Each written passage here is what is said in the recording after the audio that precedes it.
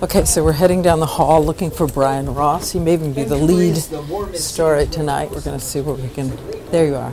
Hi. Hi, how are you? So I'm hearing about the story. Tell me the headline. All eyes on Yemen, a major effort now to track down any American who's been in Yemen, who's been in contact on the phone or by internet with the radical cleric there, Ayman al-Awlaki. Something new? Something new, a major effort. Well, they've come to realize the significance of Yemen.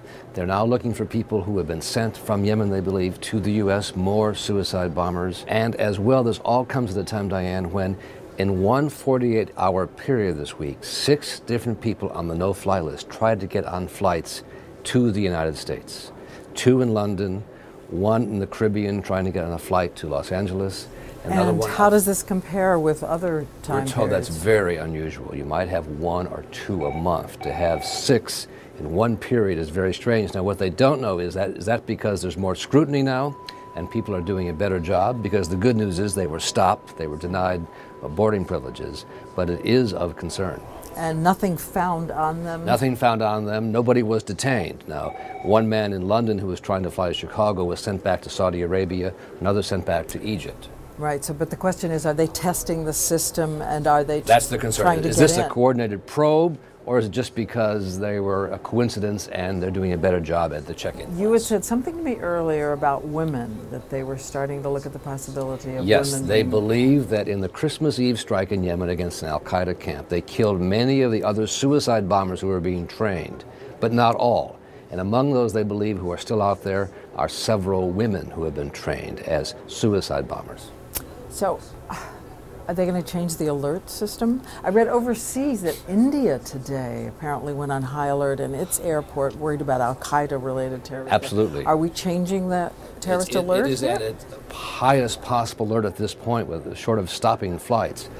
You had talked also about their concern that some prisoners, once prisoners here in the United States, had been radicalized while in prison and had already gone to Yemen? That's right. Some 36 U.S. ex-cons left prison and made their way a variety of means into Yemen. The FBI was aware of their arrival. They don't have the facilities to track them there, but they say several of them now are off the radar. Reading the questions, what are they up to? It's of concern. Senator John Kerry sent his staff over there this week. They came out with the report, and that's what they talked about. So you talk to these people all the time. You see them in varying stages on the progression of these events. How nervous is this? How serious is this? One senior federal air marshal said, "My hair is standing on end right now. The threat matrix could not be higher." What are we supposed to do?